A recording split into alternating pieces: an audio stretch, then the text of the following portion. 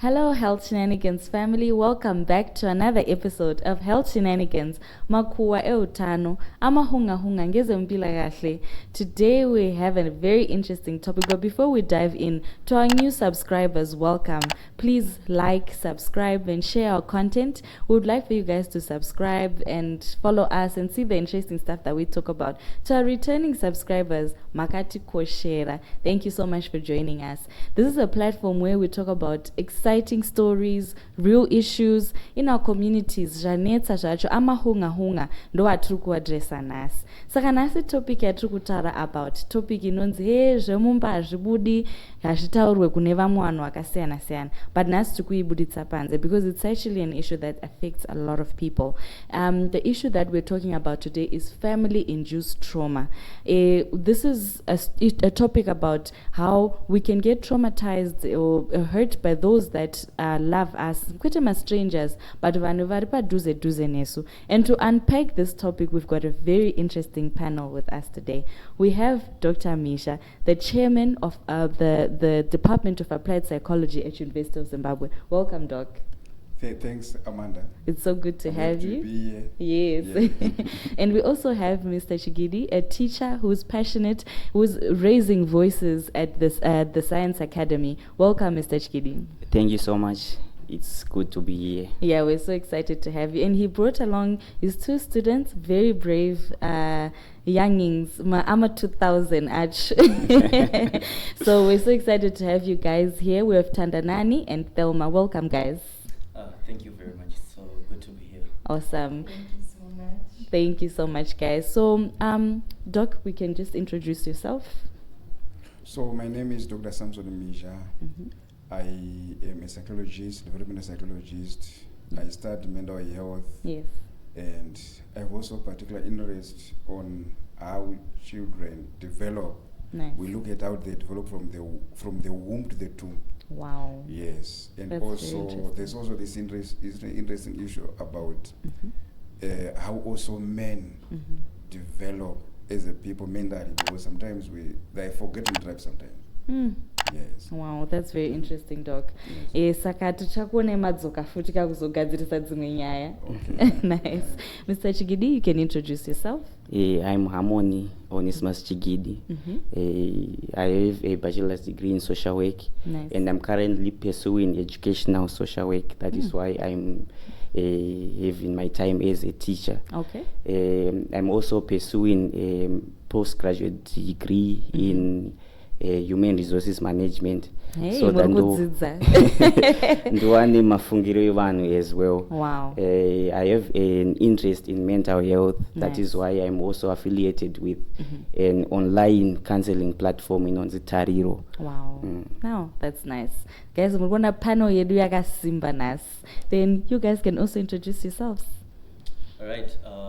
I'm Tandanani Ngube, currently the head boy. Oh, Yes. head boy. Yeah.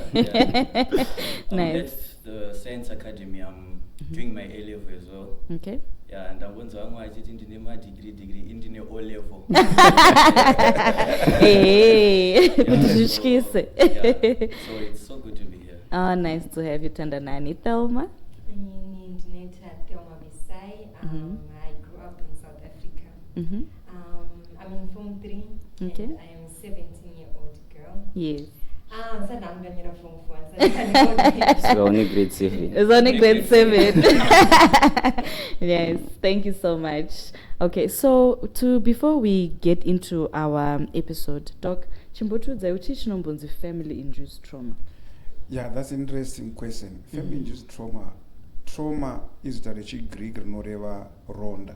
Okay. Saka tikuti tine maronda tinoziva ari physical, but apa takutaura ronda riri psychological or mental health. Okay. Kuti munhu anenge aine kushungurudzika dambudziko rakasangana naro Okay.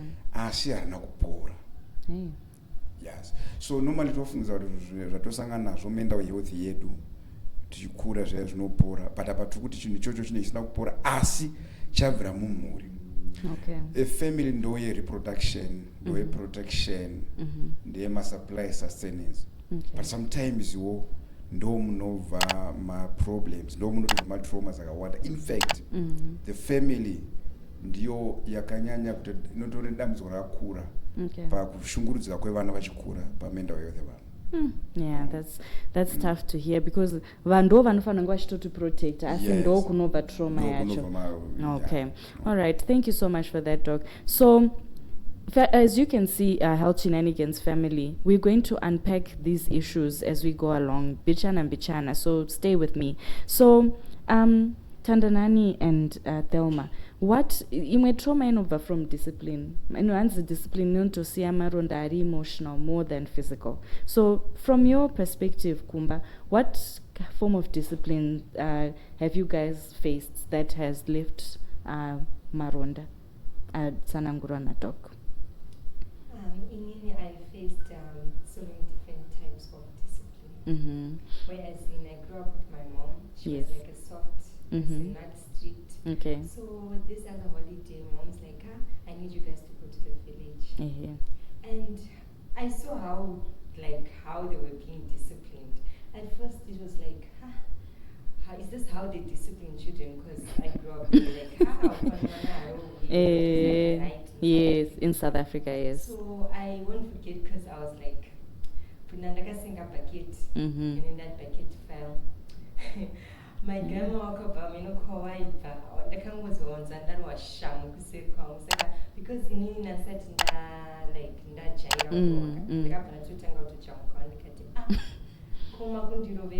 because I talked back it's disrespect. Okay. I was asking nothing so it's like okay. And then I think they call it Shamye Mombi.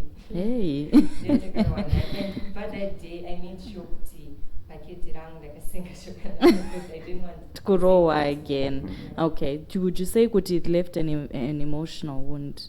Yeah, it did. Because that was like first time I'm grow to that. Zvakakukanganisa a bit. Okay. And Thandanani? I think adding on to what Thelma has said, some of these traumas need for us to be very communicative people. Yes. Because it's also we understand better when we are told the reason behind the discipline. Okay, saka pakubvunza ipapo ndo paunoroerwa nzi kumbobvunzirei. Okay, what do you think about that, Doc? So dambudziko rinonge riripo ninge riri kusiyana kwemaonero pakati pemaparents nekuvana. Parentwo anenge akakura akasangana nezvaitori worse than izvozvo. Okay. Uyu kana akarohwa neshamu dzakarohwa pamwe dzakasiyana nekurohwa kwakaitwa munhu wacho akamurohwa. All right. Saka tinoti kupsychology most of these things vana abuse vana violence vari cyclical. Okay. Pakuti ukazvifesa iwewe unozoda kuzviitawo. Ukanga wambovictimizwa unozoperpetrate the same thing. Ukaona opportunity because munhu anenge achifungidzira nekuti tichikura hatina mukana wekudzidza how to be a parent. All right. How to be a father, how to be a mother, how to be a guardian. Saka zvawakaona zvezve ndo zvinenge zviri knowledge yako, ndo maskills ako. Saka ukapindawo pasame scenario unobva wadzokorora izvozvo. All right. Saka muri kuona uyu mwana akakurira toti in an urban environment and abva South Africa. Saka experience dzainadzo nezvaanoziva zvakasiyana manje nezvine muparent. Saka munoona vamwe vanhu vakawanda isu semazimbabweans tonzwisa kuti we are proud actually nekurayira watoita vana. Yeah. Nekuti vakawanda vari kuenda kunze kwenyika vari kutodzora vamwe vana kuno kuti hanzi discipline yevana kuno uko hakuna discipline kunze kuri kuitwa. Saka teitoti kuno pamwana akatonzi mudiscipline pacho yakuno. All right. Okay, that makes sense. It makes a lot of sense. So what do you think about this issue, Mr. Chikidi? Zvataurwa naDoc, I think I run along those lines. Nenyaya yesocialization vanhu unodzidza from zvaunoona as well as zvauno experience. Chokwadi. Saka if you survive in an era yema-war vets sort of, vabereki vekuti maybe akaenda kuhondo, most likely vana vaanozvara anotoda kutoti vamuke na6 votombomacha voita sei. And mwana uyu it's a comparison now because ari kuenda kuchikoro kuri kudzidziswa onzi ngatirarei mwana ngaiwane 8 hours 8 hours maybe dziri kupera na half 6 baba vari kuda kuti umbotanga wambomacha by 6 and it sort of grooms to trauma so but mubereki anga asinawo intention iyoyo iye anenge achingoti rungodzidzisawo zvandakaitwa best way yaanogona kuisa discipline yaakaitwawo doko ndo yaunopedzisira wakuisawo kuvana kwako but saka zvinobva zvacreata a vigorous cycle of trauma. Tiri ipapo munoona zvinoitika ndezvokuti in African setup or Zimbabwean setup pane zvinhu 2. One, violence. Yes. Violence is part of our psyche. Mukaenda kubhorana wakanetsana vanogona kurovana, even police vanogona kurovana, even within the same party, not just a single party. Political parties tongoti political parties ikamgoita vanhu ikamgoita mamembers base. Mufamily futi vanhu vanogona kurovana, kuchikoro vanorovana, there is also bullying. Saka violence is part of us, yakatanga kare, even varungu vasitotomboya taingoita violence pachedu. Vanhu vaitora vaiwana lendi, vaiwana dzimba, vaiwana vakadzi nekuda kweviolence. Saka violence yo ichiri part of our psyche. And Zimbabwe inotonzi is one of the topmost 5 countries vanotozikanwa nemarecords eabuse kuvana nenyaya yeviolence iyoyo. That's shocking. One. Secondly, love.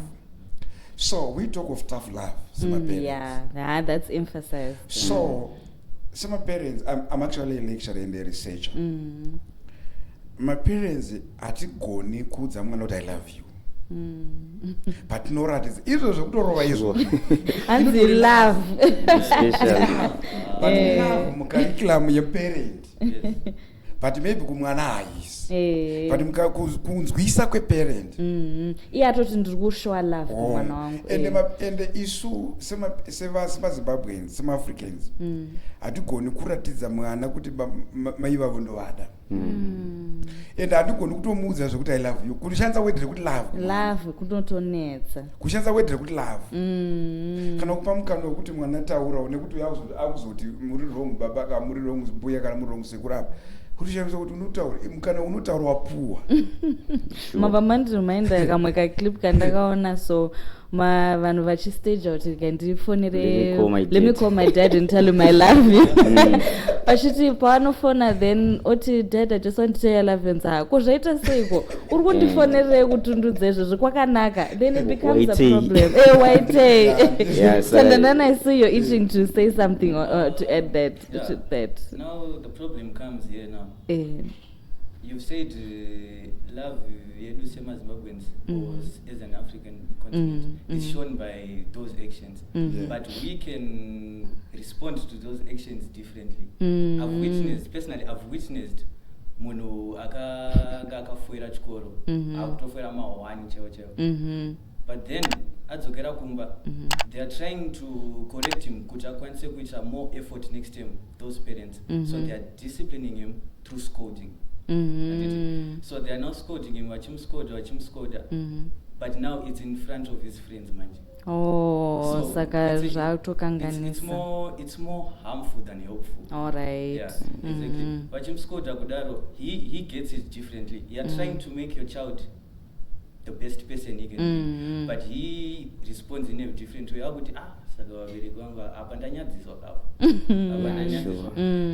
So it's doing more harm than good.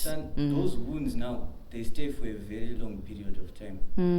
It's heavier than loud criticism. Oh, that's very, very deep. Thank you for that. Yeah, Mr. Chikedi, what I wanted to also ask, how does trauma show up in the classroom? Munozvona sei kuti mwana uyu pane matrauma anenge ari kufesa kumba and zvinobuda sei?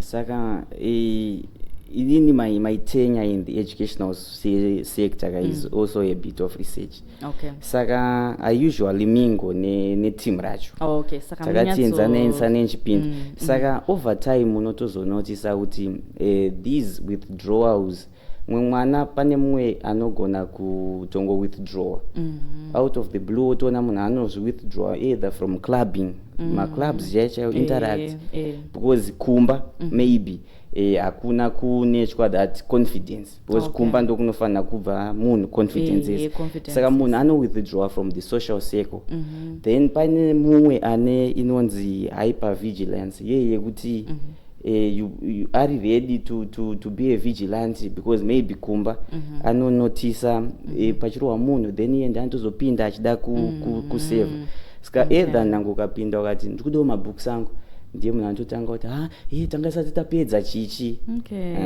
Then there is also kudonha kwemagrades chaiko vamwe vanhu vanongozoti most parents kudhara kana kuti nowadays munhu akafoira the only solution kurova munhu kana kuti ndokuendesa kumusha kana kuita sei but zvimwe zvacho zvinhu zviri psychological zvinoitika kumba hazvisi ndo zvinhu zvaanoenda nazvo kuchikoro. Let's say arara usiku hwese vanhu vachirovana this is maybe a 2-roomed house yekuti maparents akarara munomo ari kurwa usiku hwese mwana uyu apinda kuti arare na9 but vanhu varwa kusvika na2 haarari saka paanoenda kuchikoro paanosvika padesk ochitanga kurara na8 azodzidza nguvai saka the rest of that week inoona upera achingorara magrades panonyorwa maexam saka kudonha futi kwemagrades maybe a sign yekuti uyu pane something zvikuitika saka unotozotora uchizoona uchizama kubatsira student manje even iri kuwithdraw from the social circle iri kuita even deviance vamwe vanhu vanouya kuchikoro kuti angonosvika nekukikana nemadesk awana outlet manje kuti ndakunobhula vamwe saka unoona kuti uibhuli ndakutomurovawo kana kuti ndakutonetsana naye usina kunyatsonzwisisa kuri kubva nyaya saka all of those like cry human deviance mwana anongouya oba kana kuti mumwe anouya achibhula vamwe kana mawithdrawals wawo kana ma-always falling grades kana iwawo unnatural sleeping habits iwawo yekungoti unongosvika ari kungorara mwanare then mumwe nekungofijita dzimwe nguva unoona kutopinda muclass munhu haasisi toziri safe akutofila kuti unongomubvunza wakanyora wekere haachatogoni kutaura ndindandanda ungoda kumumhoresa akutofunga kuti imbama saka it's another way kutoona kuti mwana pane kushungurudzika kwaari kuita kumba ukangonzi wanonoka kusvika endava hapana kubvunzana itongori violence. Okay, thank you so much for that, Mr. Kidi. And you guys, is there any way mataurirano yenyu pamunoti vamwe mumwe wedu pampani zviri kumunetsa zvabva kumba? Thelma, maybe you can tell us. Mostly mone anongogara achiseka mone anogona achifisa zvinhu zvakawanda anenge achiti pamwe akagara pasi anotangogaya kuti kumba kuya pane zvinhu zvaitika and stuff kuzoita vaya vanotobhula chaiko maybe it's their way of finding happiness anogara achirohwa. And what do you think about that, Doc? Nyaya yebullying nekuti mwana ari kufesa something kumba zvine ukama pakuti toti iye ari kuvictimizwa kumba anoda kuzotsvagawo vekuvictimiza mamavictimizirwe enoitwa kudzimbaya vamwe vana mai zvavanoita ndo vanonyanya kuve nenguva yakawanda nevanhu asi havanyatsogoni kuwana kutaura kwakanaka nevanhu vanenge vachingorwisana nemwana ungonidza wazodai kana vana baba aidha havapo pamba uri kana vaya havawane nguva yekutaura nemwana saka mwana paanenge achibhula vamwe kuita act out apparently mabehaviors mazhinji iwayo asiri normal iwayo iweye kuti mwana ari kuratidza kuti ndine problem ndibatsirewo but hapana hapa anogona ari available nokuti isusu hatina masystems mukanda kune dzimwe nyika panenge at each school pane paine vanhu vanoona nezvemental health. Yes, ndo dedicated professionals. zvandandidotozobvunza But kunoku hazviwanika. Asi tisikataura rangu zvekuchikoro bedzi. Kune nyaya yekuti mukuona drug and substance abuse here. Yes. Imwe kuburitsa zviri kuitika kumba. All right. Kuti nokuti mwana nyaya dzemental health dzipakuti munhu ari kufaila kuadjusta nekumachallenges ari kusangana nawo oro kudhila nemaemotions ake pachake mafeelings ake oro pfungwa dzaanomboinzwa iye saka nawo zvichimunetsa kudaro anogona kutora zvinodhaka kuti akanganwe pasina hapo kuti ari kutedzera vamwe uye pakutedzera vamwe ikoko kana kumba aine ukama hwakanaka nefamily haafuririki zvimwe kune imwe nyaya yemasuicides ndanzwa Thelma pangaitaura nyaya yekuti akaenda kumusha kunokumbodza aenda kumusha recently kutonekese kuti mwana akakomita suicide anzi nda kumusha kunoku anga asiri kuda kuenda kumusha anenge asiri kuda zvinoita zvekuti mwana kana achikura kusaya kunotonzwisa kuti chinotanga kudevelopa maorgans anoita nezvemai feelings but anoita nezvekureason asati saka mafeelings anokurumidza kuratidza asi munhu asingagoni kuadzora kuti aiwa feeling yandiri kuita aiwa handifani kuita nekuti munhu anogona kuti zvakafanira kuti akangosekwa chikoro otokanganisika zvachose but anogona kana achinge akunyatsorizva kuti aiwa ndangosekwa but hazvina basa but kana mwana achikura manje anenge ari very sensitive nepamaage saka tiri kuti nyaya yedrag and substance abuse nyaya dzemasuicide even nyaya dzemacrimes zvese kuita act out uye munhu akutsvaga way yokuburitsa maproblems ake munhu akanyatsokura zvakanaka ine family ine warmth ine love haana mukana wekuti anokomita macrimes anokanganisa vamwe munhu haana zvekuti anoshandisa madrugs anhu anofunga kuzviuraya saka kuti mufamily mukashaya izvozvo ndo zvinokonzera maproblems aisa anoituka kunze uku akutangira kumba first akutangira kumba. Thank you so much for explaining that doc. Zvinofanira kuti sesasikana nakutara kubringa up yasikana ikunzi kwanuka nemukomana chida kurova kana kuti kuona ngoti let's say obva kana classmate but asitombori mukomana wako wakutotanga kuti vamukomana iyi chingotitomboti chake nemukomana iyi asitombo mukomana wako it's either that musikana iye achakura achingotakaona mukomana anotitiza because angakaudzwa kuti chiukana mukomana katiza kana kuti achatizopesera atiwa musikana inge achitoti ndingoroyora zvizazipanopesera pakutodanira mukomana kana 5. Thank you Thelma. Mazvinzi vabereki sava kwasha wacho munowa nerepi kana musingadi kuti vanhu vasikana vasamire nevakomana so nyaya dzese dziri kutangira kubva kumba but another aspect Mr. Chikedi vana kana vange vaikuenda through something pane macoping mechanisms macoping mechanisms will come back to you guys but strategies ariko kuchikoro in place to help vana vanenge vari kuface some psychological issues. From what I've seen, the curriculum yemaZimbabwean schools yanga ichita leg behind in terms of mental health. All right. Sekuti yanga iri more focused on teaching, but kufacilitator, kudzidza even munhu ari kusuffer from something kwankusina.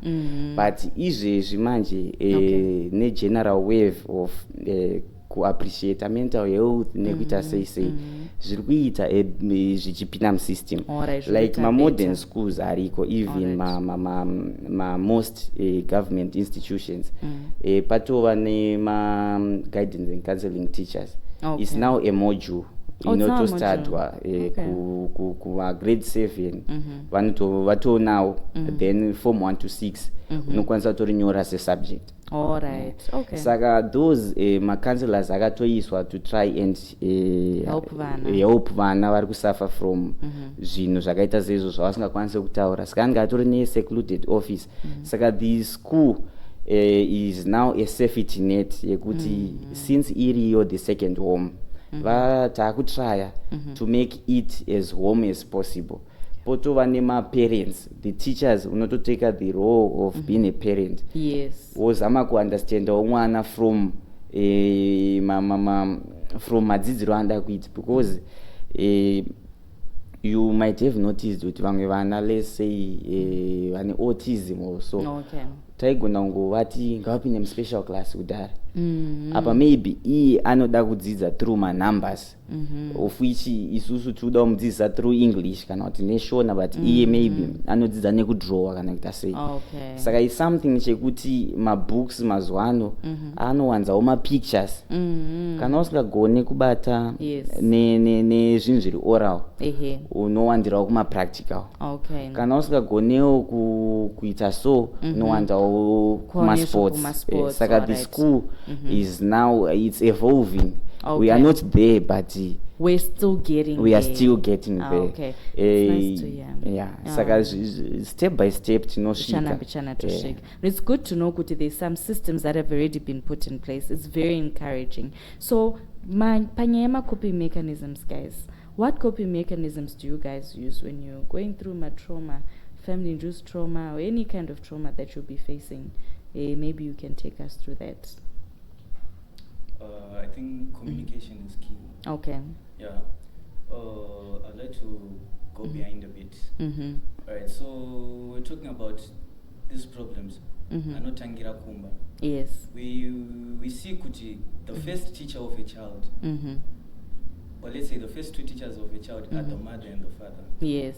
So in as much as teachers of pure advice from out there, chashandisa ndo zvandakaita sei zvamakadzidziswa kumba. So it's, for example, in problem solving, kana munhu achigara kumba kwekuti anoona kuti solve solution yega iri kukumba, kana chinhu chikangoitika kungorowa. You find that kuti mwana iye, even mafriends ake, friend yake ikamubhaizira one time akutorowa, because that's the only solution yaanoziva from kumba. So what happens kumba is reflectwa nemwana when he's out there. Oh, okay. That makes sense. So communication, I think communication is key. If we have time yekuti maparents anombogara pasi ombobvunza kuti mwana wangu achimbonitaurira imbori sei life. Yes. Mazwano ukavunzwa kuti iri sei life, mama mude. It's a surprise. It's a shock. Yeah. So communication is key. I think communication vanobatsirikana. So you can find that kuti kana munhu asingaitwe naye communicate kumba. Yes. He's gonna confide in my friends ake ari padhuze. And akazopiwawo advice manje. Sometimes even the wrong advice the now. Wrong advice. Yes. Yeah, exactly. Okay, thank you, Tandanan. And Thelma, what coping mechanisms do you think, people, children your age can adopt?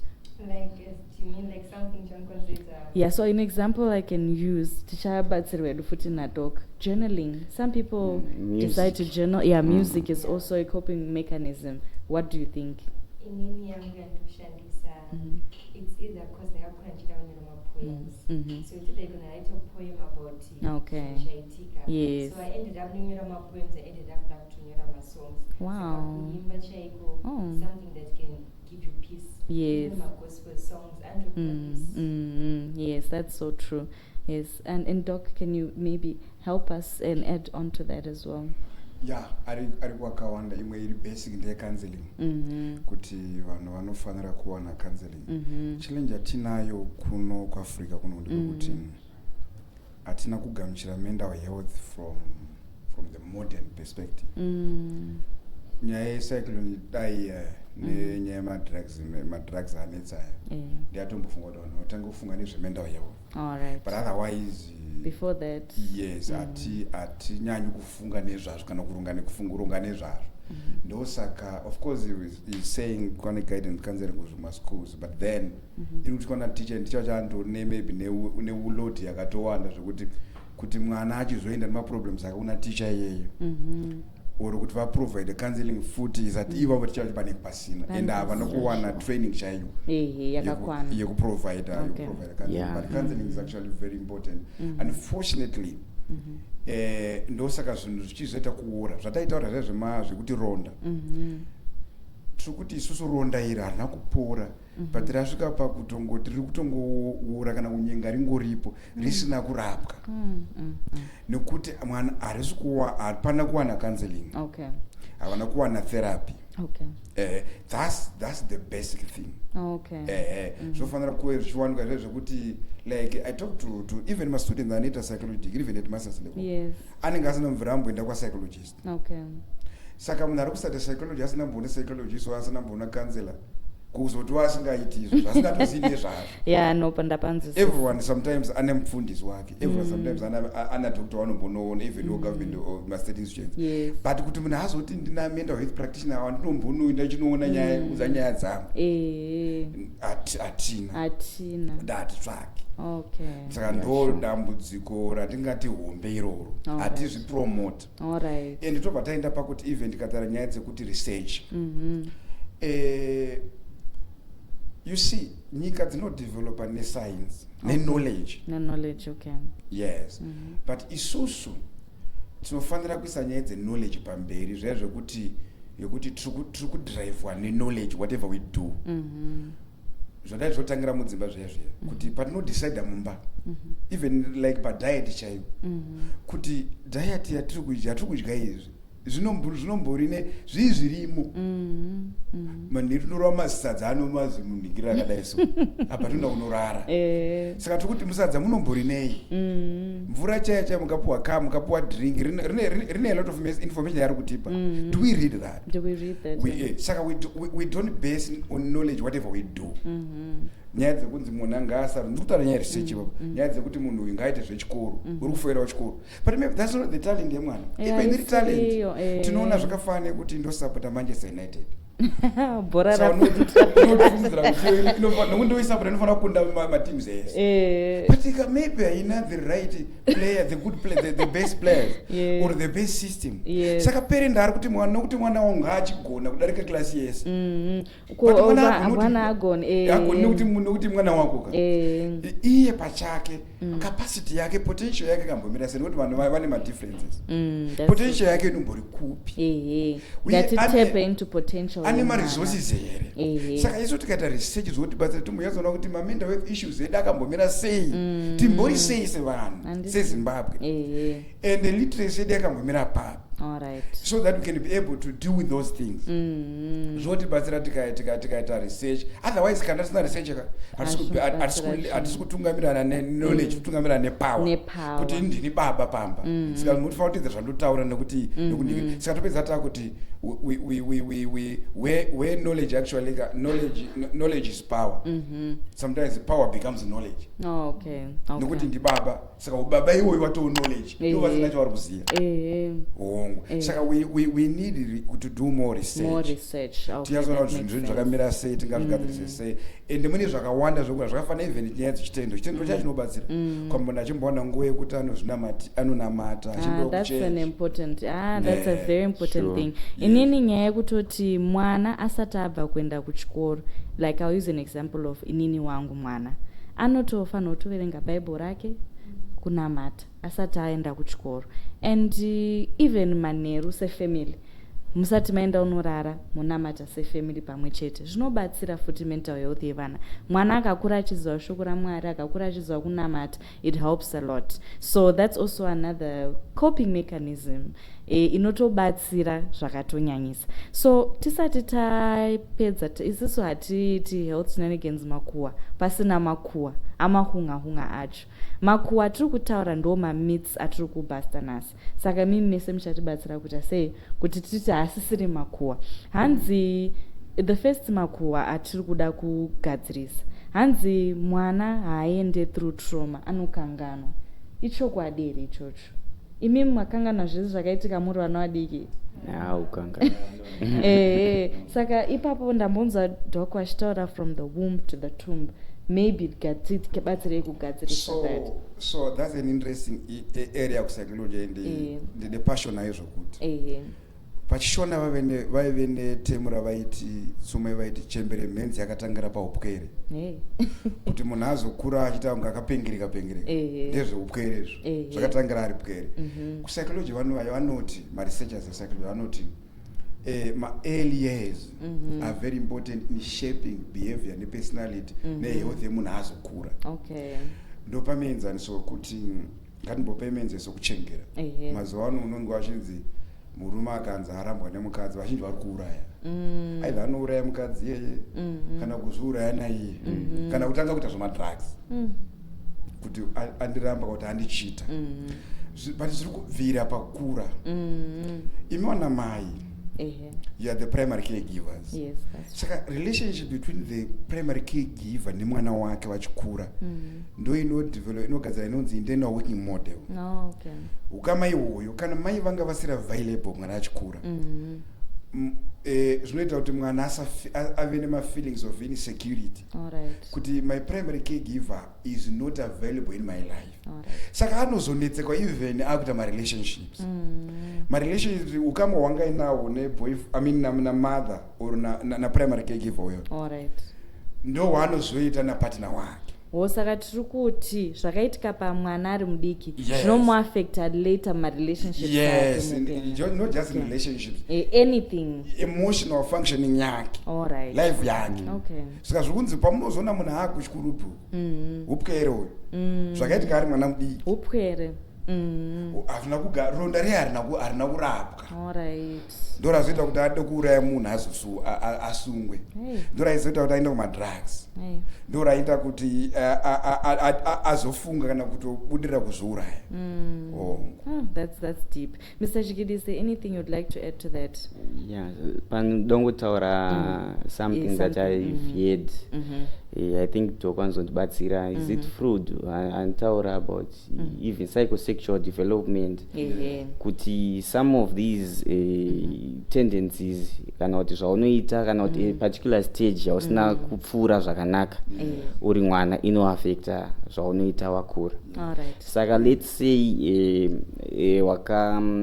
your mother or a parent vaiti pawaichemera mukaka waigona kuchemera half a day mukaka usingauyi maybe because vari kushanda kana kuti pane zvekuvanetsawo unogona uchikura une trust issues nema-insecurities because ukaita vent out through kuchema uri mwana hapana help yaiuya. Saka brain dzako dzinongokura dzichingoziva kuti inini even ndakada kutaura hazviite sei hazvinzwikwe inini personal like and also state my events about 10 andotoziva kuti patikabirwa musi wakati ndakaona chakati pandikarohwa musi wakati ndanga ndaita zvakati. I still remember zvinhu zvese zvakanyatsoitika zvakandibata ndiri mwana. Saka this rumor this myth yekuti vana yekuti munhu anokanganwa ukure nazvo I think it's false. It's false. Whatever is done to you carry that for life. Okay. And what do you think about that, guys? Adding on to what Mr. Chigidi has said, chinhu chinongondinakidza so makamboona kuti young children vana vadiki mama kana vachida kubuda kuenda kumashops mwana anogona kuti mama ndodaita sei ndoda kuendawo kumashops mwana uyo ubvanza enda unopfeka boots enda unopfeka boots totobuda unopfeka boots dzake odzoka mama watoroa pasi boots ndodzishaya zvinoaffecta mwana unoona kuti mwana panenge achikura paipai kuzosvika maage trusting someone vazoti zvokuti iwo ukanzi tomboti wasvika pane nzvimbo ubvanza mirai I have to get something 2 minutes wakuti uyu munhu 2 minutes zvechokwadi. It stems from that. It starts from those very little things. Zvinoita handizvozvo zvinotiaffect handiti. Yes, Tom. Kuzoitawo imwe experience endozivani kunzi mwana kana akaita chinhu kuti asazozviite. Just like for example my dad nemunina wangu takamboshandisa ironing saka munina wangu anga ari mwana aifana zvekubata-bata aitoputsa zvinhu zvakawanda saka wakabva achisiya iron iyoyo papa ndase pachaibata hadzokeri kunoita sei kunobata futi. so akabvenda kabate ndakatochema, but if I tell you kuti iko zvinatokura tokuma 7 years atodi kuona aini chirova akaiona chiro isiri kuona aini yakutotyisa iye azive manje kuti chii chikumitsa kuti aite trauma yakaita paakabata aini iyoyo it's still with her. Saka ndo myth yatiri kuti hanzi vana vanokanganwa, havakanganwe but zvinozotoshepa zvimwe zvinhu kumberi mukati meupenyu hwavo. Then hanzi time heals. Ichokwadi here dok? Ndo imwe chete izvozvo, nguva hairapi, nguva haipodzi maproblems edu, but anozobuda aane imwe nzira. Alright. Mukaona even munhu akanzi aita successful businessman or aita politician, vana Hitler vaya vana Chaka vaya, mukatarisa ari mudiki, pane zvakanetsa. Okay. Zvisina kugadzirisika. Okay. Saka izvozvo munhu anosvika pakutoti vana Hitler vaya vada kutoti maJews ese kana kuti imwe nyika yese ngaitobve panyika nezvakaita kare mwana mudiki. Time does not heal. Asi itsika yatinoita bedzi isusu vanhu vatema yekuti zvakafanana munhu aine motikari chaiyo anoona kuti nyangwe ikarira ichanyarara, nyangwe musoro ukatema uchapora, dzimwe nguva unoporawo. Saka anobva tafungidzira kuti saka zvemusoro wakatema ukapora. Saka dambudziko rangu randakaita iri rekuti ndakarwadziswa ndiri mwana mudiki, saka richapera. Zvimwe hazviperi, ndosaka kuine vanhu vanoprovida mental health services. Kuti ronda racho ripore. Ronda racho ripore. Kwete time haisei inoporesa. Time haiporesa. Zvinhu zvacho zvinozobuda yaane imwe nzira. Alright. Panhu paifungidzira kuti time inoporesa, ndo pakazobuda munhu akazoita eroba, pakazobuda munhu akaita emedhara, pakazoita munhu aite madrugs. Taregera time chindo icharapa.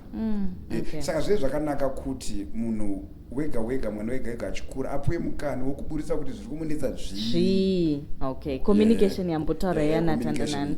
Okay, alright. No, thank you so much for that, Doc. I think taedza kubata makuwa akawanda anotaurwa mumacommunities, kumafamily edu enyaya yefamily induced trauma. So any more last thoughts? Maybe we can start with our brave students vayozotaura nesu nhasi.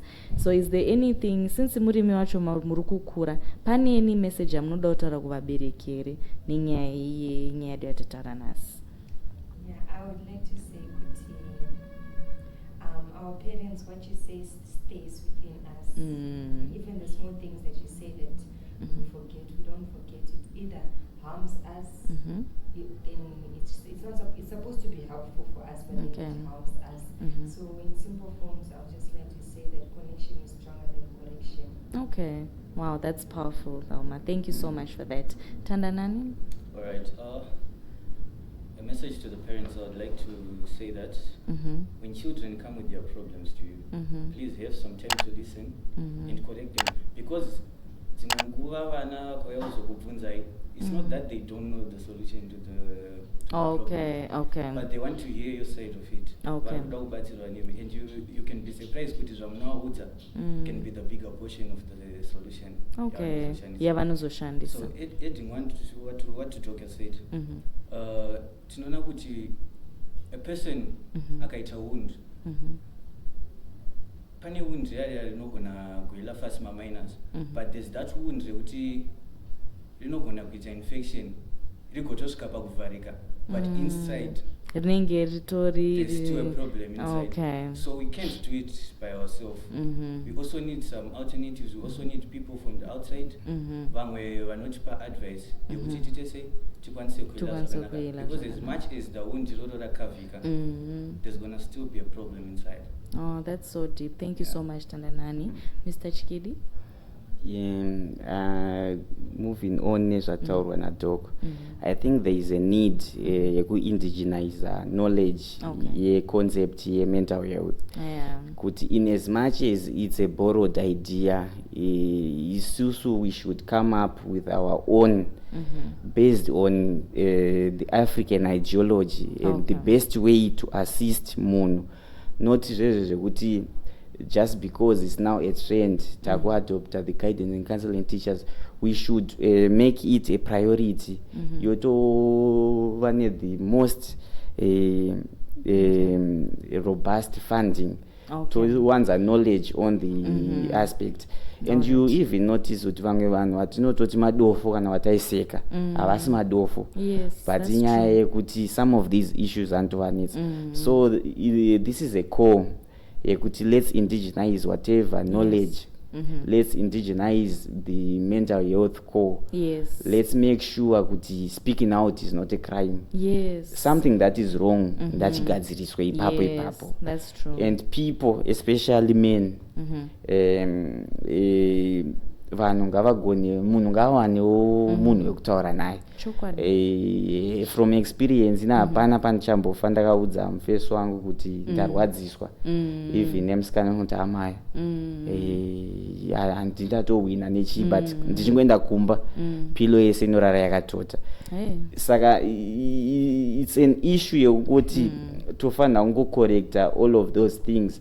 Imagine panhu pekuti nhasi ndarambwa mangwana but kumba ndiri kufanira kusvika ndichinosvika nechingwa then maybe ndiri kuda kuzororawo ndakutonzi sha uri mukomana mukausuke mota ndazorora nguvai ndopanhu pekuti munoona kusvika munhu angonditi suka mota ndakutonorovana nemunina ndakuti iwo usukawo sort of.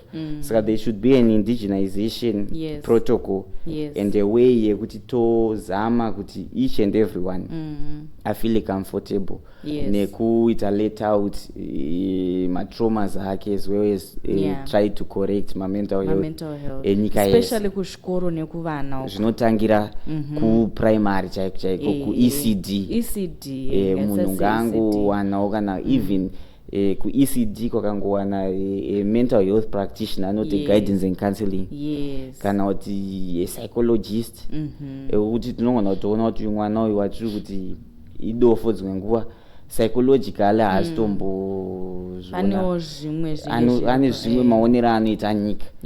Saka tikati ku-ECD munhu akangoita normal zvikangoita normal kuti uyu aenda kunoona psychologist oregedza usiku, you notice with the next generation inoita a chance at having a clean mental health state. So from ECD to primary to high school to tertiary education zvinofanira kunge zviri very very normal. Thank you so much, Mr. Chikivi. Kuchikoro, if you do a problem, kune punishment inonzi ECDA. ECDA. Okay. That's the name of the punishment. Okay. So what they are trying to show us is that you will reform 5, you will reform 6. Problem ya white we have to go back to the roots. ECDA, tikagadzirisa the roots, then okay. That's ECDA, ECDB. That's a nice concept. Okay, thank you for that, Tananani. And Doc, any last words? So sezvatikutaura mafamilies kudai zvakanaka kuti mafamilies tive very sensitive ita patinotaura oro patinohandla vana. Exactly. Pane mamwe matauro atinoita atinofunga kuti haana zvina basa ora hazvirwadzi munhu but zvitomupa maronda. Ukabvunza everyone anogona kurangara mawords akataurwa a respected other or a family figure. Munhu anyatsa kuti munhu anondida uyu asi otaura mashoko anomurwadza. Saka izvozvo zvinokonzera maproblems pakuti is a trusted person but abetray that person but still ari kuramba achigara naye haana kukuinda. Saka zvinokuita kuti ararame aine confusion. Saka tikave very sensitive pane zvatinotaura zvatinoita uye tisaita maexpectations fanike kuvana vachikura kuti mwana wangu indakatadza kuita doctor, ndakatadza kuita lawyer, ngaachita doctor ngaita lawyer oro ini ndakaita degree iri ngaachita iroro iye muno mwana ane zvaangakwanisa. Uye vamwe vana vari kutobudirira kwete nezvedzidzo anoda base sometimes mabasics but umwe munhu anondowe music umwe munhu ndowe masports. Saka munhu anofanira kuonekwa kuti matalents ake maskills ake mainterest ake ari kupi uye opesiwewa iwayo.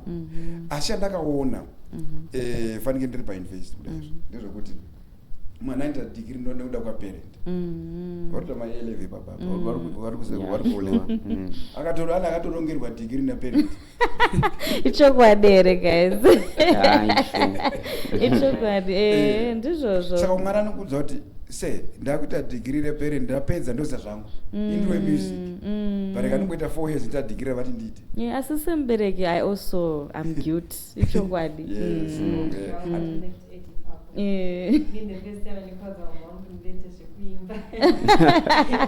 kanzi zvekuimba ukazviva wakamunza ani kwenye kanzi anoita zvekuimba asi chandotoda